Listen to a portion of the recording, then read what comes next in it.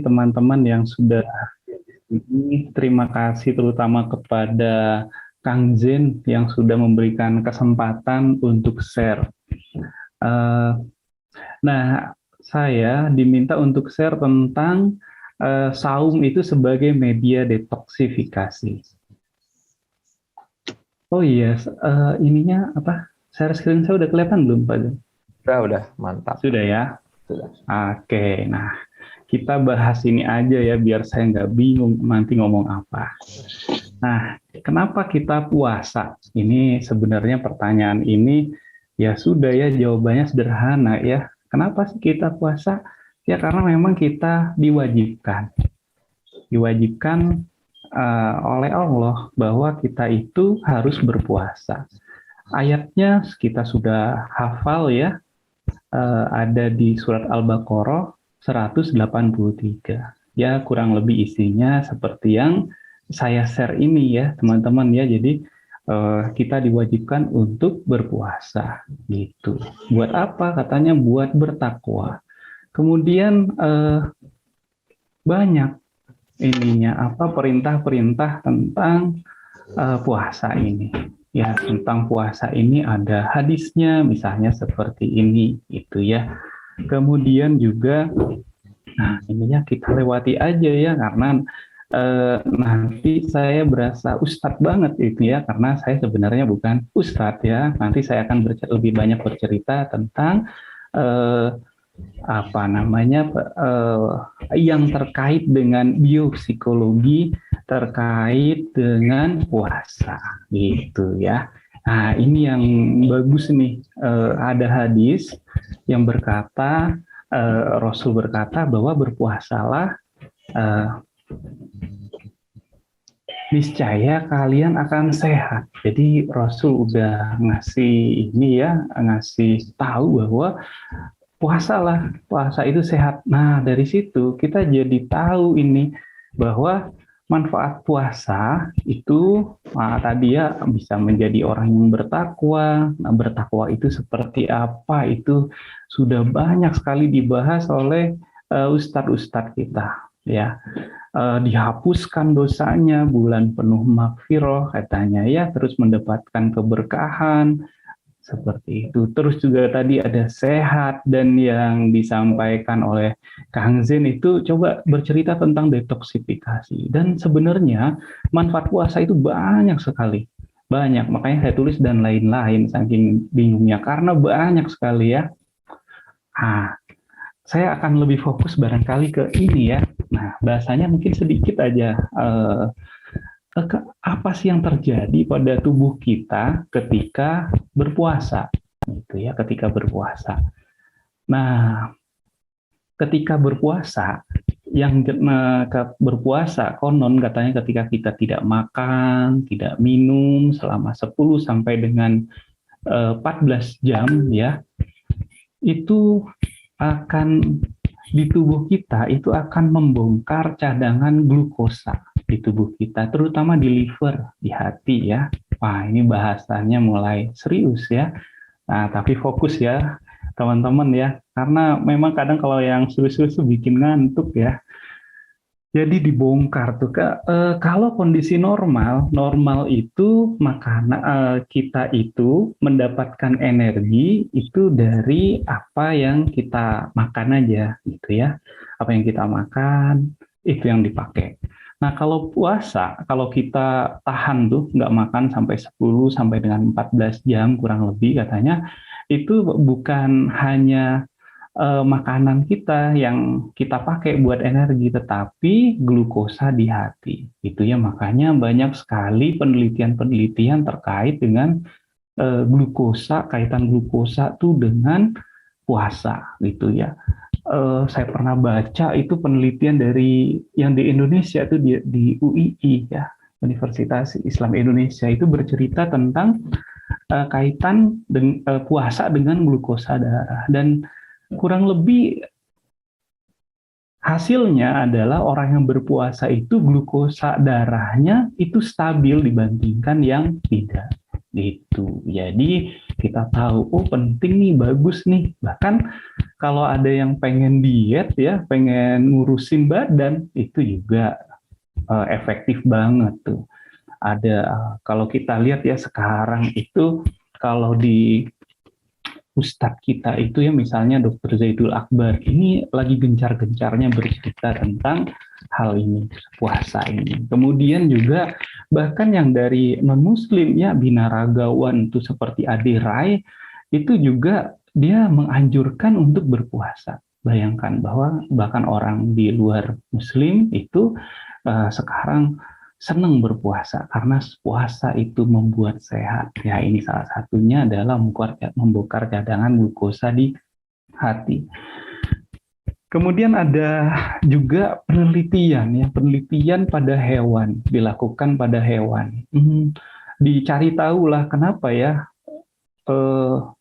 misalnya ya serigala itu mereka itu setelah mereka makan, mereka berburu, kemudian mereka makan beramai-ramai kawanan serigala, mereka itu ternyata mereka nggak makan nanti beberapa minggu, gitu, nggak makan beberapa minggu. Dan ternyata setelah beberapa minggu itu, wow, mereka lebih ganas, ya, kemampuan organisasi serigala ya, serigalanya tapi bukan sinetron yang serigala ganteng itu ya. Nah, serigala-serigala ini ternyata mereka lebih bisa berkoordinasi, terus juga terkait dengan ininya, ya badan serigala kan kita kayaknya nggak ada yang gendut-gendut gitu ya, bagus-bagus semua kan serigala ya, kecuali yang kartun barangkali ya. Nah, seperti itu katanya cerita penelitian terkait dengan binatang. Mohon maaf ya, Taki, bukan berarti penyamakan manusia dengan binatang, tetapi ini dilihat ternyata bahkan pada binatang sekalipun itu puasa itu sebenarnya dilakukan gitu ya, seperti itulah kurang lebih. Jadi otak dan tubuh itu bekerja katanya lebih baik ketika berpuasa. Fungsi kognitifnya, kognitif itu berpikir ya, berpikir, kemampuan membuat strategi misalnya seperti yang serigala tadi ya, kemampuan itu lebih bagus. Kemudian kemampuan untuk belajar juga bagus. Memori, keingatan ya, ingat dan kewaspadaan, alertness itu meningkat ketika puasa ya. Alertness kan kita jadi cepat sekali, terutama kalau bau makanan gitu ya, akan cepat alert sekali kita, langsung wah ini. Nah, otak dan tubuh itu intinya adalah semakin baik ketika kita berpuasa. Nah, kita lihat ke slide yang selanjutnya ya. Nah, ini bahasanya kelihatannya keren ya. Ada singkatan BDNF, Brain Derived Neurotrophic Factor. Apa nih? Nah, ini pagi-pagi kayak gini ngomongin ini lagi ya. Nah, ini BDNF ini adalah suatu protein ya, protein yang adanya itu di hipokampus.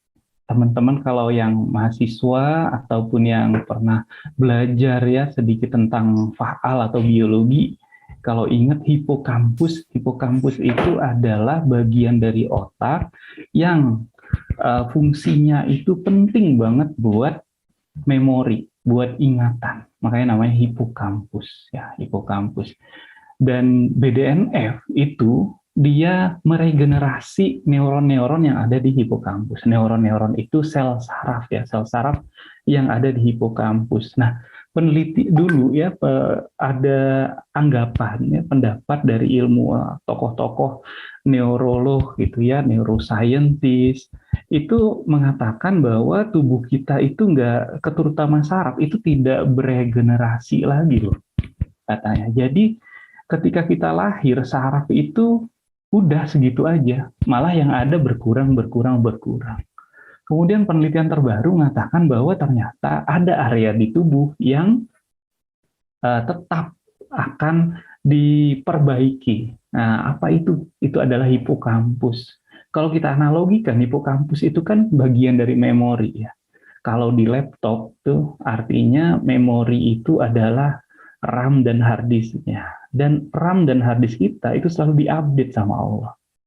Oh, hebat banget ya, Allahu Akbar, hebat banget. Kita itu selalu diregenerasi hipokampus kita, kemampuan memori kita itu akan terus diperbaiki, diupdate kalau bahasa ininya ya barangkali selalu dia dikasih update-updatean. Jadi kita nggak akan lemot harusnya otak kita itu gitu. Dan balik lagi yang ke BDNF ini, di si BDNF ini dia juga berfungsi untuk dalam kondisi stres. Neuron-neuron itu ketika stres, dia juga stres. Ketika kita stres, dia juga stres. Jadi pusing sendiri dia ya, ininya kerjanya. Padahal kerjanya dari saraf itu dia penting. Pentingnya untuk memberikan informasi ke otak. Oke, nah ini BDNF ini nanti kalau nanti kita mau ditanyakan boleh nanti ya. Nah, tapi kurang lebih ya, dia adalah protein yang fungsinya untuk meregenerasi bagian dari otak yang namanya hipokampus, yang fungsinya itu untuk ingatan, gitu, dan kondisi stres. Nah, terus, yang terbaru nih, ini maaf ya, balik lagi ya. Nah, ini ada tahun 2016 yang lalu ya, jadi nggak gitu jauh ya. Ada orang Jepang ya, namanya Osuni, Yoshinara Osuni kalau nggak salah ya. Beliau itu mendapatkan Nobel di bidang kedokteran. Gara-gara apa? Ternyata dia meneliti tentang puasa ini. Ada konsep yang disampaikan sama dia adalah autofagi. Autofagi itu jadi sederhananya gini. Jadi ketika tubuh kita itu tidak tubuh kita itu tidak memakan sesuatu, yaitu ketika sedang puasa, maka sel-sel di tubuh kita itu akan beregenerasi. Jadi yang sel-sel yang ada di tubuh kita tuh yang rusak tuh dibuang. Jadi kalau kita analogikan ya, kalau di HP itu ada cache ya, cache itu dihapus sama autofagi ini gitu. Jadi dan itu hanya bisa dilakukan kalau seseorang berpuasa gitu. Jadi tubuh kita, sel-sel tubuh kita nggak hanya neuron kata Osuni itu akan beregenerasi lagi. Jadi inilah yang disebut dengan detoksifikasi. Barangkali setelah saya diminta untuk menyampaikan detoksifikasi, wah ini nih autopagi ini gitu ya. Dan ini konsep ini sedang digaung-gaungkan gitu ya sama tokoh-tokoh kita. Tadi ya misalnya kalau teman-teman ngikutin Zaidul Akbar tuh pasti bercerita tentang ini autopagi ini. Gitu. Bahkan Deddy Kobuzer, terus Ade Rai itu bercerita tentang autopagi ini. Nah, keren banget ini. Dan Osuni ini mendapatkan Nobel gara-gara dia meneliti tentang puasa. Jadi, wow, puasa itu luar biasa sekali. Jadi itu tuh kalau kita bercerita tentang bagaimana kondisi tubuh kita dalam mendetoksifikasi secara umum ya, kalau menurut saya seperti itu. Nah, puasa ini kalau kita dari sudut pandang yang lain, wah banyak sekali gitu ya kalau dibahas rasanya kalau dari segi diet misalnya tadi ya, kita bisa bercerita tentang diet bahwa puasa itu bagus untuk membentuk tubuh. Kalau kita bercerita tentang pembelajaran, learning, puasa itu membuat kita untuk mempelajari sesuatu dan pelajarannya itu katanya experiential learning. Kita langsung merasakan berempati dengan orang yang kekurangan misalnya. Terus kita bisa lihat juga tentang bagaimana pembentukan habit ya, selama 1 bulan penuh tuh kita membuat habit-habit yang baik, kebiasaan-kebiasaan yang baik. Terus kalau kita lihat dari sudut pandang misalnya yang diceritakan, disentil sama Kang Jen kemarin ya, mindfulness, puasa juga bercerita tentang mindfulness bahwa kita tuh harus apa ya, sadar dengan apa yang kita lakukan. Dengan puasa kita tuh sadar kan, kita nggak boleh makan, nggak boleh minum gitu. Dan banyak lagi sebenarnya, banyak lagi kita mau berbicara tentang puasa itu dari sudut pandang apa gitu ya. Semuanya lengkap sekali. Nah, saking lengkapnya itu jadi saya kadang bingung. Makanya saya ceritakan tadi sedikit aja sebagai stimulus, harapannya nanti bisa jadi apa terjadinya diskusi barangkali ya. Nah, simpulannya itu apa? Jadi puasa itu ya adalah hadiah terbaik dari Allah buat kita untuk meregenerasi tubuh kita, mendetoksifikasi fisik kita dan psikis kita ya. Jadi yang tadi, wah ternyata nggak hanya fisik, psikis pun diperbaiki. Bahkan orang-orang yang tadi yang bercerita tentang autopagi itu sebenarnya berceritanya cuma tentang fisik aja. Kalau psikis itu luar biasa. Aduh, mungkin seperti itu dulu barangkali ya pengantar dari saya. Saya stop share dulu barangkali nanti mungkin kita bisa berdiskusi lebih lanjut barangkali. Saya kembalikan lagi ke Kang Zen. Silakan Kang Zen. Wah, mantap, luar biasa ya, singkat, padat, tapi bikin merinding ya. Ini kalau dikasih musik, dikasih musik-musik ini jadi makin luar biasa nih. Jadi yang pertama tuh yang kita bahas satu-satu dulu ya, Pak Taufik ya.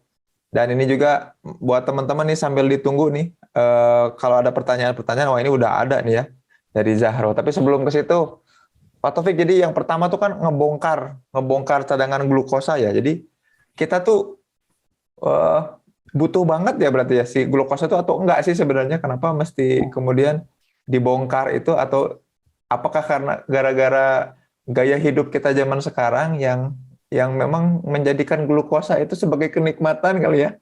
Nah, numpuk-numpuk itu gimana tuh? betul Kang Zen. Jadi kan kita itu kerjanya tuh makan ya. Kalau nggak puasa itu kan makan. Makan apa yang kita makan itu sebenarnya adalah gula ya. Gula itu ya glukosa tadi ya. Padahal itu memang glukosa itu fungsinya untuk kita membuat energi ya, energi pada tubuh kita. Cuma masalahnya kalau terlalu banyak dia akan menumpuk gitu. Dia akan menumpuk dan ditumpuknya itu dia yang paling utama adalah di hati. Nah, makanya hatinya jadinya sempit barangkali gitu ya. Jadi ditumpuk tuh di hati itu. Aduh. Dan hati itu katanya penyimpanannya itu nggak terlalu banyak sebenarnya.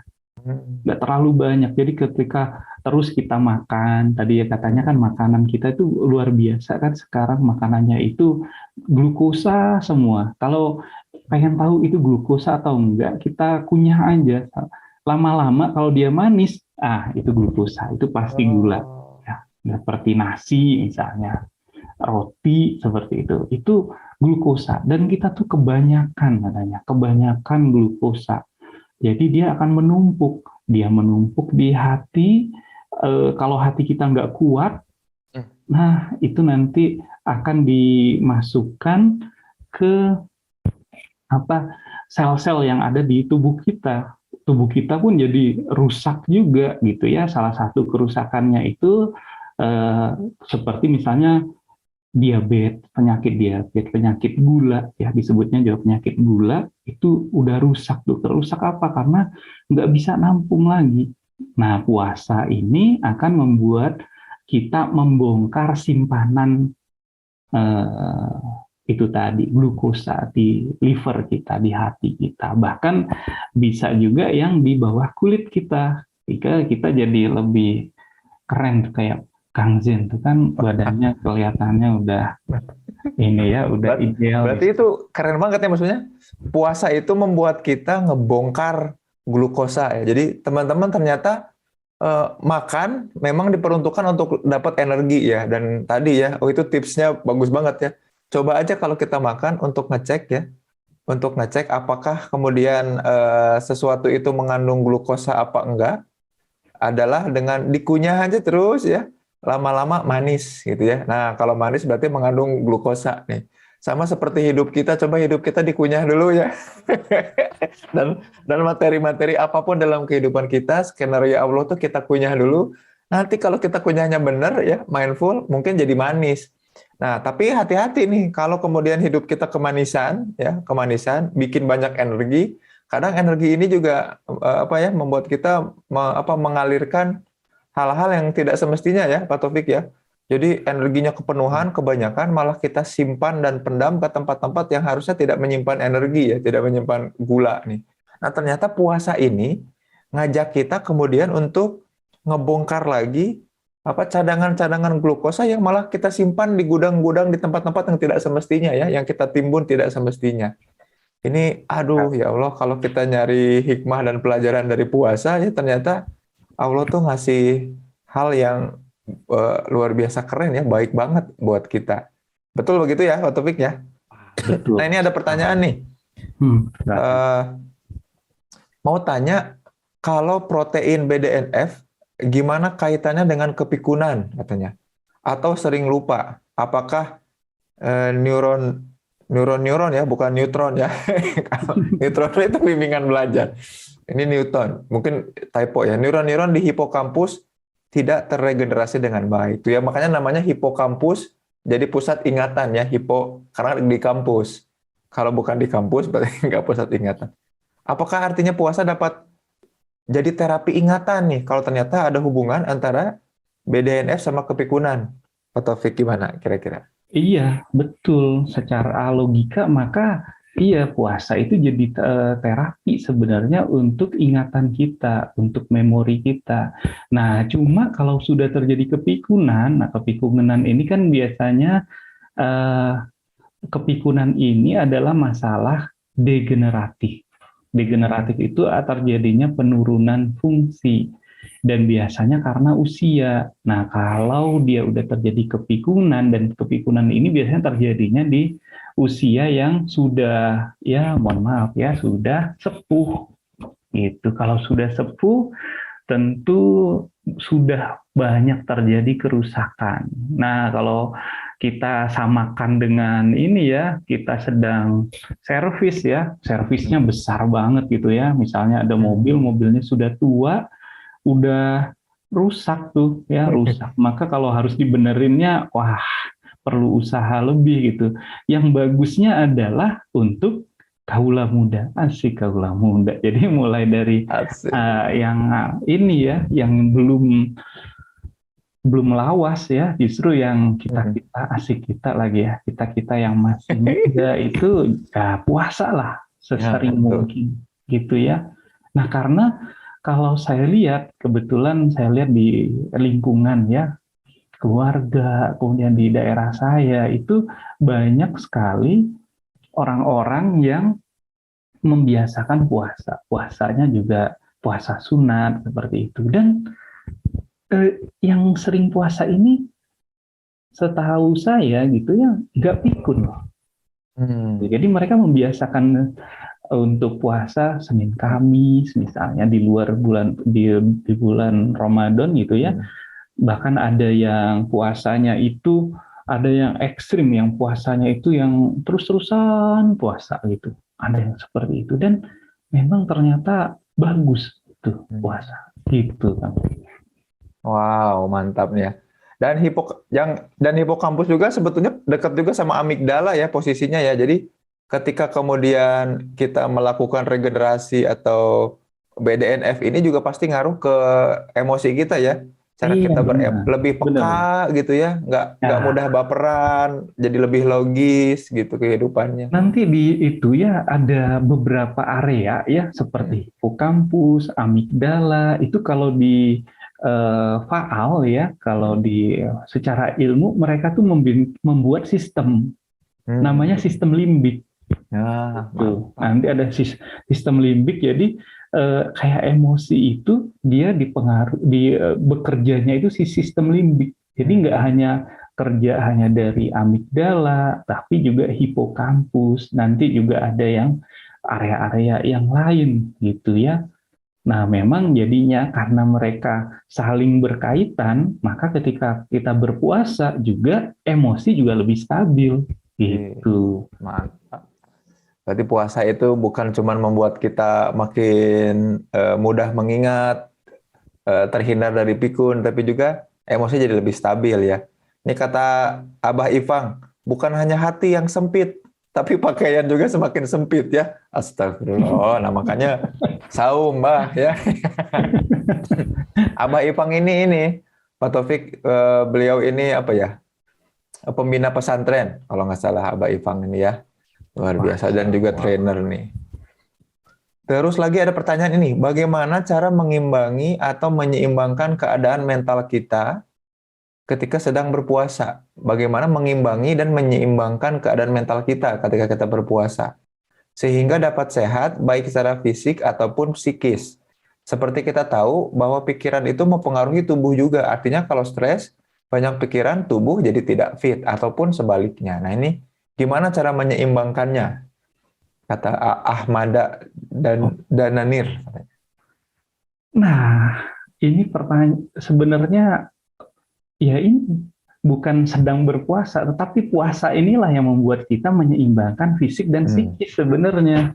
Ya, jadi bukan ketika berpuasa. Coba deh di ini ya kita lihat lagi, coba dievaluasi lagi. Ketika kita berpuasa itu secara fisik itu badan tuh lebih enteng kan. Mungkin kalau awal-awal karena fase adaptasi kita kerasa pusing misalnya ya, apalagi yang baru belajar puasa gitu ya, karena terjadi ini ya adaptasi. Karena awal-awal pasti ada adaptasi istilahnya. Kalau pakai istilah keren biar keren ya, ada yang namanya terjadi homeostasis. Homeostasis itu keseimbangan yang ada di tubuh kita. Nanti kalau dia berubah, itu terjadi namanya alostasis. Jadi ketika puasa itu kita terjadi alostasis dulu. Nah, sebelum terjadi homeostasis. Nanti setelah beberapa hari, kalau kita yang sudah dewasa ini semestinya sehari 2 hari juga udah terjadi homeostasis lagi, udah jadi seimbang lagi itu. Nah, secara fisik kan badan tuh lebih kerasa enak, lambung kita kerasa lebih enak. Secara psikis, nah coba dirasain. Entah kenapa di bulan puasa ini, Ramadan itu, kita tuh lebih tenang. Coba dihayati, mindfulness kalau kata Kang Zen tadi ya. Rasanya tuh lebih tenang. Lebih tenang. Entah bagaimana caranya ya. Nah kalau kita ini kan kita lihat lagi, tadi yang saya sampaikan di awal tadi, bahwa ternyata ketika berpuasa, kan ada orang tuh bilang kalau orang lapar itu kan malah membuat menjadi terjadinya kejahatan katanya ya, gitu. Mudah marah ya, mudah emosi. Iya, kalau dia kelaparan. Tapi kalau dia puasa, dia akan lebih sabar. Karena beda orang yang lapar dengan orang yang lapar karena puasa. Itu ya. Ada di mindsetnya ketika orang berpuasa itu kan ada niat tuh. Ada niat bahwa saya berniat untuk berpuasa hari ini. Ketika kita niatkan, maka kita sedang membuat visi nanti sampai maghrib minimal saya nggak makan. Kalau tingkatan yang lebih jauh lagi, mungkin saya nggak akan marah-marah. Saya akan sabar. Sebenarnya kita sedang memberikan sugesti itu dengan niat tadi ya, puasa. Nah, akan beda kalau misalnya kondisinya nggak berpuasa. Nggak berpuasa tuh misalnya nggak punya makanan, jadinya lapar. Ya jadinya marah. Jadi akan berbeda ya antara puasa dengan orang yang kelaparan. Yang kelaparan makanya puasa aja, diniatin aja puasa. Jadi biar dapat manfaat puasa. Makanya kalau di iklan ada yang kayak gini ya Pak Taufik ya, lu rese kalau lagi lapar gitu ya. Itu karena laparnya tuh nggak diniatkan ya, bukan karena memang sengaja berpuasa berarti ya. Iya, karena dia kan sebenarnya sibuk cari makanan sebenarnya. Makanya jadi rese kan. Tapi kalau diniatkan puasa, itu bagus sekali. Nah gitu sih ya. Jadi kalau ini puasa itu justru bikin kita semakin gak stres gitu. Beda ketika dalam kondisi kita biasa. Coba deh nanti Ahmada ya, coba diingat-ingat ketika bedakan ketika kita sedang puasa sama enggak. Justru puasa ini adalah waktunya kita melatih gitu.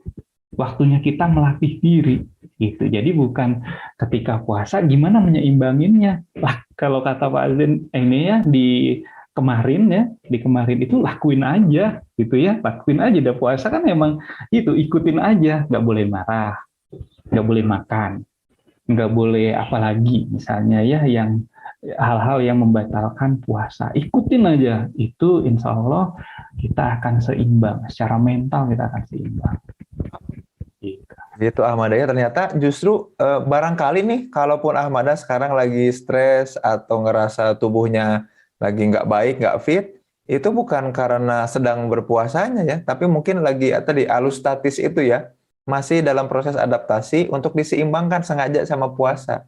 Justru kalau dalam beberapa waktu itu akan otomatis terjadi berarti ya Pak Taufik ya? Betul, karena itu tadi yang BDNF tadi itu. BDNF itu Keren. neuron kita, bahkan sel-sel tubuh kita itu kan bisa stres tuh. Ya, Kalau ya, kita itu. stres, ya sel-sel tubuh kita tuh jadi stres. Stres, ya benar. Stres karena dia stres, misalnya dia malah merusak temannya sendiri, si selnya sendiri, maka terjadilah autoimun disease, penyakit autoimun. Gitu. Iya, jadi kalau kita ini ya misalnya kita samakan dengan kita analogikan ya, misalnya tubuh kita itu adalah negara. Imun tubuh kita, pertahanan tubuh kita itu tentara. Tentaranya stres, sel-sel imun di tubuh kita stres. Misalnya ya, jadi bukannya dia mempertahankan negara, tapi dia malah misalnya mukulin orang di jalan. Padahal orang yang di jalan itu kan sel-sel tubuh juga ya, ya, bagian yang harusnya dia jaga ya. Harusnya dia jaga, malah dirusak sama dia. Jadi kita malah menciptakan oknum tuh berarti dalam tubuh kita. Aduh, luar biasa. Betul. Jadi tubuh kita itu mirip kayak negara.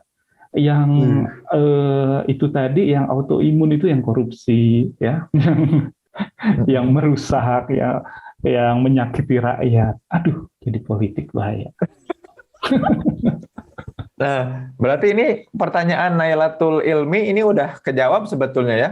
Tapi nanti kita pertegas lagi, katanya kata Nailatul Ilmi itu tadi dijelaskan kalau puasa bisa membuat organ tubuh lebih baik. Betul ya, dan meningkatkan fungsi kognitif, iya, kewaspadaan meningkat, betul. Terus bagaimana kalau ketika puasa kita lebih sering merasa lelah dan tidak fokus? Berarti tadi jawabannya masih alustatis tadi ya? Nah, betul. Ya, alustasis tadi ya. Jadi tubuh kita itu homeostasis istilahnya. Jadi terjadi keseimbangan di tubuh kita. Jadi misalnya ya, kalau kita punya alat imajiner, ada tester gitu ya, oksigen di tubuh kita itu sekian, terus kimiawi di tubuh kita itu adanya sekian, darah tuh harus adanya sekian gitu. Ketika kita berpindah tempat atau berpindah situasi, maka terjadi perubahan. Kalau terjadi perubahan, dia akan ngikutin, dia akan beradaptasi tubuh kita. Atau misalnya gini lah, contohnya ya, yang lebih sederhana. Maaf tadi agak membingungkan. Misalnya, saya ini dulu tinggalnya di daerah yang panas. Daerah saya dulu itu panasnya itu sekitar 32, 33 gitu ya. Di Belitung ya, Pak Taufik nih ya. Nah, saya pindah ke Bandung. Wah, di Bandung tuh saya pakai jaket. Kuliah nggak mandi ya, gitu ya, karena kedinginan. Dapat seminggu, 2 minggu, itu rasa itu berkurang. Nah, 1 bulan itu normal. Saya udah bisa pakai t-shirt gitu ya, nggak usah pakai jaket lagi. Udah lepas jaket ya pokoknya. Udah lepas jaket, tidur juga ini aja pakai misalnya ya, pakai sarung aja misalnya. Awal-awal itu saya kedinginan. Nah, itu kenapa? Karena terjadi alustasis tadi. Nah, udah terjadi homeostasis. Nah, di puasa juga sama. Yang terjadinya tubuh kita juga bekerjanya seperti itu. Jadi tubuh kita tuh adaptif sekali sebenarnya ya. Itu hebatnya Allah mendesain tubuh kita itu luar biasa sekali. Kebayang ya kalau kita puasanya nggak bener, nggak serius ya, hancur juga tubuh kita secara nggak sadar ya. Aduh, luar biasa. Betul, betul, betul. Nih, ada pertanyaan dari Gina sekarang, Pak Taufik nih. Apakah remaja yang kan kalau tadi katanya yang lupa itu kalau udah makin tua ya, seiring usia. Ini Gina nanya nih, apakah remaja yang mudah lupa juga terapinya dengan saum ya? Tergantung ya, lupanya lupa apa. Kalau lupa bayar utang mah itu mah sengaja kali ya. Ini lupa juga terapinya dengan saum, tapi terkadang seseorang yang kurang makan atau kelaparan juga tidak fokus nih. Mohon pencerahannya. Gimana katanya? Nah, iya. Jadi bisa banget. Kalau kita lihat tadi ya, kalau kita lihat dari proses fisiologis yang ada di otak kita tadi, maka yang mudah lupa ini saum aja. Biasain saum ya, karena tadi itu BDNF tadi, dia akan nge-update hipokampus kita. Neuron-neuron yang ada di hipokampus kita tuh dibenerin, diperbaiki gitu ya. Itu sih. Nah, kalau yang untuk yang katanya yang kurang makan, kelaparan, nggak fokus, itu tadi yang saya sampaikan tadi, niatin puasa. Jadi rugi banget kalau orang kelaparan itu ya. Mendingan dia puasa aja. Betul, betul. Karena orang yang lapar tuh jadi fokusnya adalah nyari makan ya. Betul. Memenuhi kebutuhan untuk mengisi perut kalau orang lapar itu. Kalau orang puasa enggak. Memang secara sadar sengaja, secara mindful ya, nyadar betul bahwa memang sengaja dibikin lapar supaya fokusnya pindah ke hal-hal yang mesti difokuskan ya, bukan ke makanan gitu. Benar banget. Luar biasa, ini keren banget, Masya Allah. Makasih Gina pertanyaannya tuh, kata Abah Ipang, kelaparan versus lapar karena puasa beda, betul.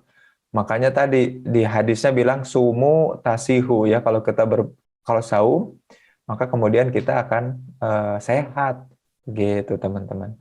Nah, silakan gitu ya, teman-teman. Bahasa Arabnya gitu ya Pak. Iya. Terima kasih. Sama-sama. Silakan teman-teman, ada yang mau raise hand nggak? Karena kalau raise your salary nggak mungkin ya.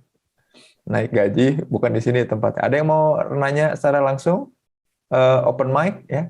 Dan di sini juga di tengah-tengah kita juga udah hadir pembicara-pembicara di hari-hari selanjutnya ya. Ada Bu Detri nih, besok insya Allah akan bahas tentang cerdas mengelola emosi di bulan Ramadan ya. Kalau Pak Taufik ini memang spesialisasi. Tadi bahasa-bahasa keren kita udah dapat beberapa kata-kata keren nih di hari ini ya. Dan mudah-mudahan dapat wawasan baru dan bisa diobrolin ke orang lain ya. Yang pertama soal BDNF tadi. Ternyata tubuh kita itu punya mekanisme yang mensimulasikan seperti halnya kita ngupgrade laptop ya, RAM ya, memorinya, RAM dan juga storage ya, penyimpanan kita tuh di-upgrade gara-gara BDNF tadi. Nah, yang kedua, itu ada kata yang autopagi itu. Nah, yang autopagi ini belum kita explore nih, teman-teman. Silahkan di kolom chat atau ada yang mau nanya langsung. Kita bahas soal autopagi ya. Bukan autopilot ya, autopagi. Nah, silakan Teh Fitri Ayunisa, boleh open mic. Barangkali ada yang mau disampaikan. Halo Kang Zain dan juga Kang Rahmat ya. Terima kasih banyak atas kesempatannya. Aku mohon izin untuk tidak menyalahkan video. Nah, tadi kan kita ngomongin soal bagian yang di tataran amigdala dan segala macam gitu ya, yang ibaratinnya kelihatan nggak kelihatan terkadang. Nah, sekarang aku sebenarnya mau ngomongin soal bau mulut nih. Itu kan yang kerasa banget kan. Kadang pun kalau misalnya itu juga nggak kelihatan tapi aduh lumayan mengganggu terasa, ya. Benar. Terasa banget tuh kan Kang. Nah, itu kadang kalau puasa tuh kita nggak pede soal ngobrol gitu sama orang. Aduh, gimana ya caranya biar supaya tetap percaya diri, puasa juga. Kadang kan puasa juga kalau aku sendiri ada sariawan misalnya, dan itu mungkin ada bau-bau something lah gitu. Nah, odor-odor kayak gitu tuh gimana tuh Kang Rahmat untuk menyiasatinya? Apakah boleh kumur-kumur pakai Pepsodent misalnya ataupun gimana gitu? Iya, betul. Terima kasih Kang. Ya, atau kumur-kumurnya pakai melati yang diambil dari 7 tempat gitu ya, di beda-beda taman gitu ya Iya. kan itu. Mohon maaf ya pertanyaannya kayaknya sepele, cuman aku mikirin Oh ini itu mulu dari kamu. Iya, Mohon maaf. ya, nggak apa-apa. Yang terngiang-ngiang memang itu betul ya, dan itu iya, betul. betul, Nah, betul, kalau bahasa betul. Sundanya tuh ngahiliwir ya, wah, memang menyeruak Nah, kemana-mana. Gimana? nah ini ya, saya langsung ingat itu hobinya Nabi, ya, itu Asik. bersiwak. Hmm. Dan puasa itu boleh bersiwak. Katanya gitu ya. Nah, kalau saya salah, mohon diluruskan. Tapi seingat saya, Nabi itu paling suka bersiwak. Bahkan ketika beliau sakit di hampir akhir hayatnya, beliau pertama kali yang dilakukan sama beliau adalah bersiwak. Jadi kalau mau nggak ini ya, artinya sih kalau kita pakai bahasa keren nih, pakai bahasa keren ya biar kelihatan saya ini ya, Gimana? ya mohon maaf ya. Biar Kalau kelihatan teman-teman kerennya. semua. Iya, oral hygiene ya. Kalau bahasa kerennya tuh oral hygiene, artinya kebersihan mulut itu bisa dijaga. Tapi kalaupun enggak, karena kan kadang apa yang ada di usus kita, di daerah pencernaan kita tuh kan kadang dia menguap gitu ya secara ini ya. Allah ngasih motivasi kalau nggak salah, atau Rasul yang ngasih motivasi ya. Motivasinya itu katanya Allah itu suka bau mulut orang yang berpuasa. Katanya kayak bau kesturi katanya gitu ya. Jadi kita tuh sebenarnya sudah dikasih motivasi. Kalaupun bagusnya bersih. Ya. Kalau nggak nyusahin umatku kata Nabi, saya wajibin Ya, untuk betul. bersiwak katanya. Betul, Gitu betul. kan? Itu pertama. Nah, kalau gitu utama tuh. Artinya kalau dilakukan itu kita dapat pahala ya, sunnah kan. Itu bagus banget. Tapi kalaupun enggak, maka dimotivasi lagi. Kalau bau pun nggak apa-apa. Allah sayang sama kamu. Allah tuh suka banget. Nah, itu yang harus kita kuatin barangkali ya. Betul. Ini jadi hikmah juga ya, maksudnya gini, Pak Taufik. Jadi orang tuh kebanyakan jadinya seolah-olah jadi pembenaran tuh hadis itu. Memang hadisnya betul dan sahih ya. Bau mulutnya orang yang berpuasa di hadapan Allah itu seperti halnya bau kesturi ya. Satu wangi-wangian yang paling wangi di surga gitu ya. Nah, itu kebanyakan orang jadi pembenaran bahwa udahlah nggak usah sikat gigi ya. Nah, ini Fitri ini ngasih stimulus pertanyaan bagus ya, ternyata memang justru hadis itu mau minta kita untuk gini nih. Untuk upayakan seoptimal mungkin supaya hygiene ya, supaya bau mulutnya betul-betul terjaga, terkendali ya. Kayak yang Fitri pikirkan gitu benar ya, terkendali. Tapi kalaupun ternyata sudah kita berusaha kendalikan karena memang alamiahnya proses oksidasi di dalam tubuh membuat makanan menguap dan bau-baunya itu keluar gitu ya lewat gas-gas dalam mulut, lewat mulut, maka ya tenang aja, Allah justru ngasih rukhsah ya, ngasih kemudian semacam betul tadi ya, motivasi gitu ya. Istilahnya tuh kalau dalam bahasa Sunda tuh saya susah nyari bahasa Indonesianya. Ngabebenjokeun itu apa ya? Puk apa ya Bu Detri, ngabebenjokeun dalam bahasa Indonesianya? Apa ya? Menganukan lah. Menenangkan. Sama saya juga ngabebenjokeun. Ini lagi ngabebenjokeun anak ya. Jadi Allah tuh berusaha menenangkan kita. Jadi bukan berarti kita ya udahlah bau mulut aja. Benar ya. Jadi buat Fitri boleh banget ya kita untuk sikat gigi ya, betul ya, sikat gigi yang sering kumur-kumur pakai atau digabung Pepsodent, Ciptaden ya, dan semua merek digabung lalu kumur-kumur, memang usahanya ke arah situ, betul. Pertanyaannya keren nih. Ada tambahan lagi nggak Pak Taufik? Betul ya seperti itu ya? Oh ya, terus ini mungkin tadi ya katanya sariawan gitu. Sariawan. Sering banget tuh sariawan. Terus kalau saya tipsnya ya makan pepaya, buah sih sebenarnya pepaya lagi ya, buah kalau dibiasain buah itu, saya alhamdulillah udah beberapa tahun ini puasa tuh nggak sariawan lagi tuh gara-gara itu tuh. Kalau saya pepaya suka, menurut saya tuh makanan buah yang paling itu ya ngefit sama badan saya tuh. Kalau sariawan tuh pepaya tuh kayak gitu. Jadi buah-buahan buah-buahan. Jadi jangan sampai tadi ya, oral hygiene tadi kan nggak hanya dibersihkan, tapi juga dari dalam. Nah, yang dari dalam itu adalah dari makanan-makanan yang baik. Makanan-makanan yang baik itu yang banyak seratnya salah satunya. Gitu. Ya jangan sampai karena kita sariawan, wah ini pasti panas dalam, terus kita kemudian minum air es yang banyak gitu ya. Terus juga dicampur es campur. Aduh, bahaya jadi ngomongin makanan. Silakan Abah Ipang. Kalau mau bertanya nih, udah resign, takut pegel nih. Udah angkat tangan, Bah. Gimana, Bah? Silakan. Open mic ini biasanya suaranya merdu nih, tuh kan. Silakan, Bah. Terima kasih, Kang Zen. Kang Rahmat juga sama. Ini pertanyaan, Kang Zen, terkait dengan BDNF yang tadi. Kalau orang kemudian nggak saum, pertanyaannya gimana cara tubuh kita ngeriset gitu. Karena juga ada orang yang bilang, nggak perlu saum, yang penting mah sehat, gitu kan. Nah, itu yang pertama. Yang kedua, minta penjelasan tentang autopagi yang tadi. Autopagi mohon ada agak sedikit lebih dijelaskan.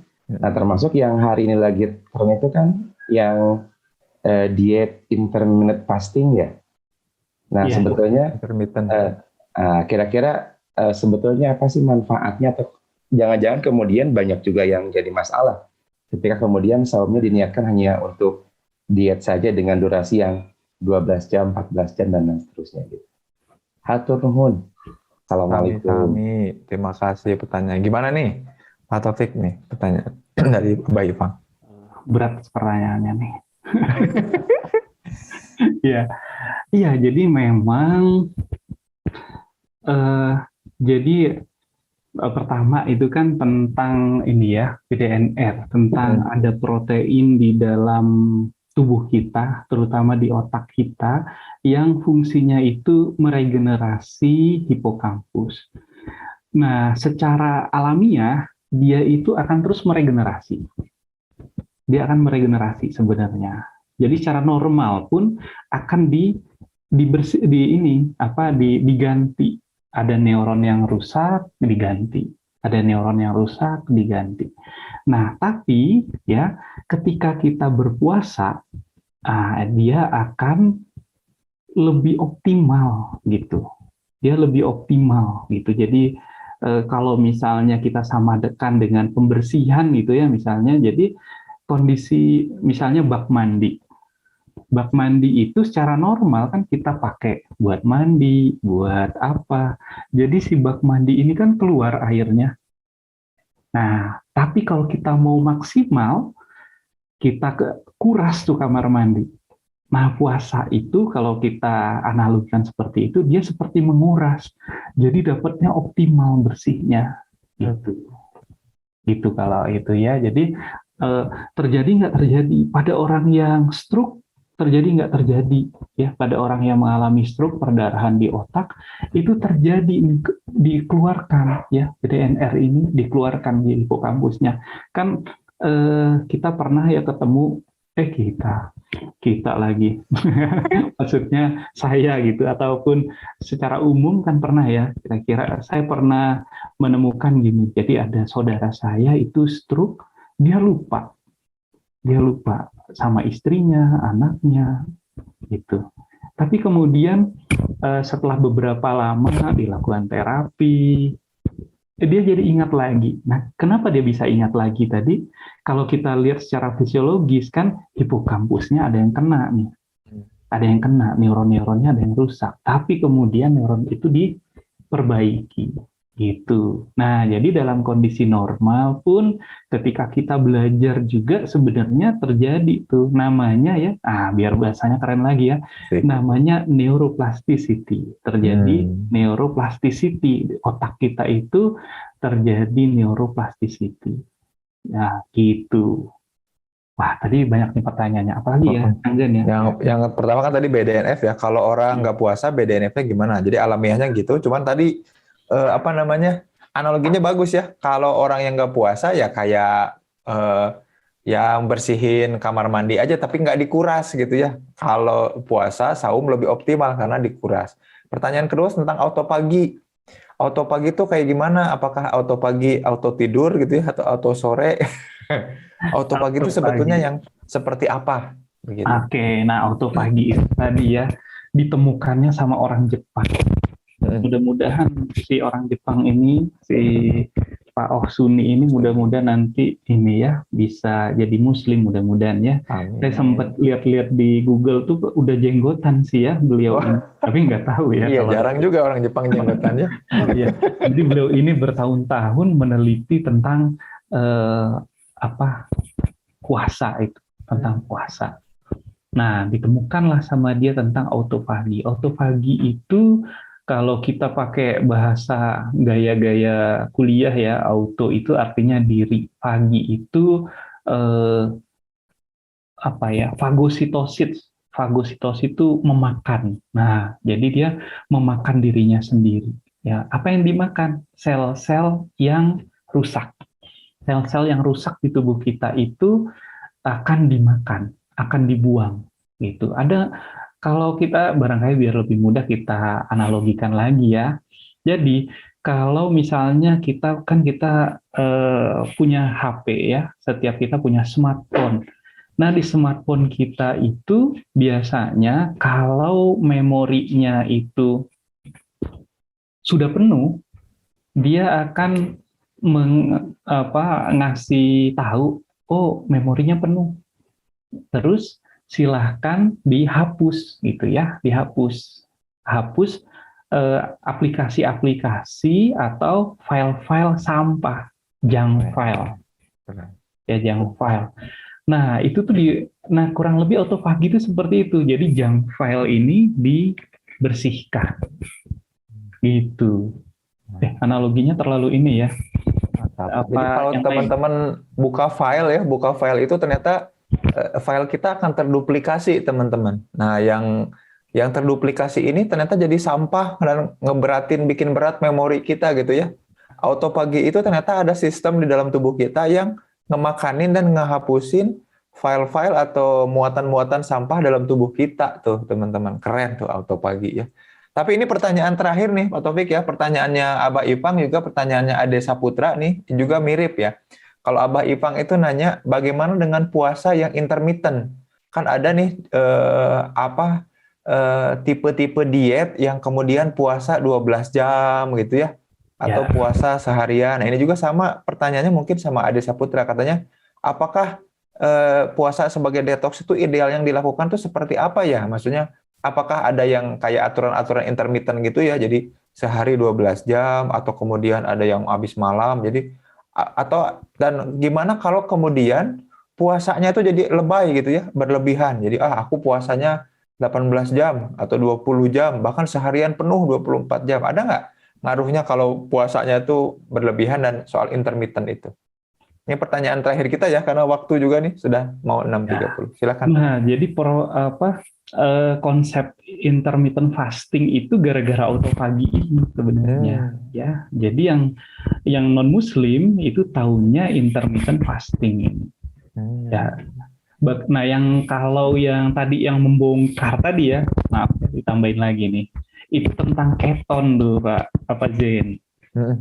Keton tuh yang bongkar glukosa tuh. Saya nggak usah ya itu ya, maaf ya. Yang ini aja. Saya tuh suka terstimulus sama ini, jadi ingat. Jadi intermittent fasting itu inilah yang disarankan sama Osuni ini, gitu ya. Jadi memang caranya seperti itu, seperti itu. Nah, gimana yang bagus? Karena kita Muslim, yang bagus itu tentunya yang kita dapat semua. Nggak hanya dapat cuma sehat doang, nggak cuma dapat six pack ya, si roti sobek ya. Kan kita nggak mau itu. Justru yang kita mau itu adalah ridho dari Allah kan. Kita pengen jadi orang bertakwa gitu.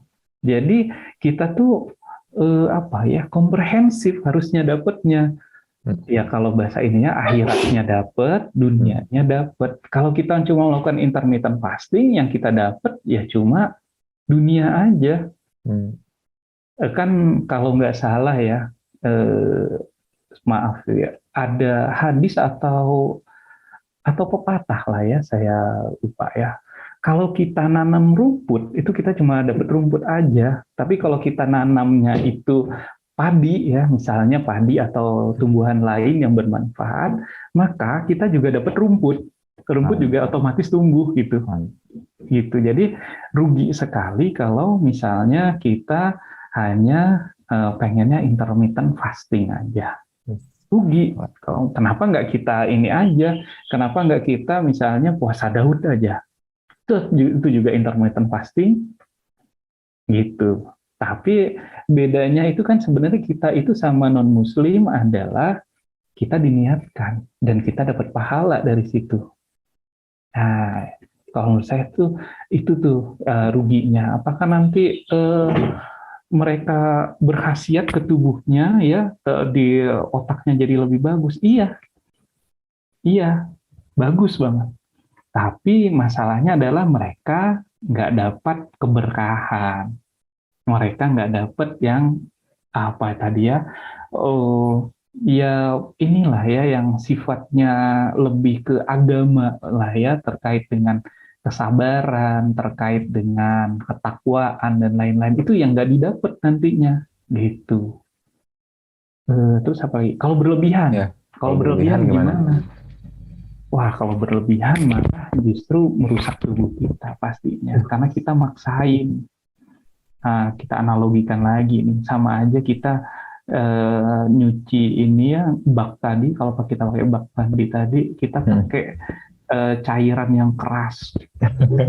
Cairan yang keras ya. Pakai air rasa gitu ya. Forstek ya, emang inilah kan sama ya.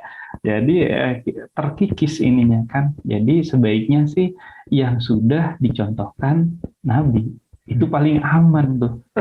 Yang dicontohkan Nabi itu udah bagus. Yang apa yang disampaikan oleh Nabi ini caranya kayak gini. Puasa tuh gini loh.